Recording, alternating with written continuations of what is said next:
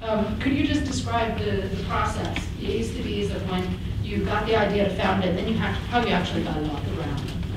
Began by really doing market research. I knew a lot about the field, but I didn't know really specifically who was doing what now, actively, in winter of 2005. And so I went out and I talked to over 25 folks in the after-school field, and then on the other side of it, another 25 folks in the area of arts education programming, so that I was really understanding the lay of the land in the environment in which I was thinking about working. I think I'm coming to this from a little bit of a unique perspective. I have a bit of experience in social enterprise, and I've come together with our nonprofit from this other perspective of social enterprise. And I'll talk a bit more about how I'm coming back around to this currently.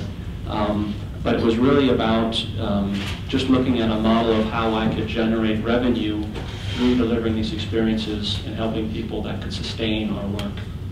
We had set up operations in Peru, and we were running a business essentially, and that business was selling experiences to people. People paying for those experiences were funding the work that we were doing. So what we had was a company here in the States, social enterprise, and then a network of not-for-profits in the different countries we were working. Those not-for-profits were being financed 100% out of the income that came through this business. So we set up, half a dozen different not-for-profits in these different countries in Ghana, India, Peru, and Mexico. And those are all being run 100% out of this business model. So like any other not-for-profit, we have a revenue stream, right?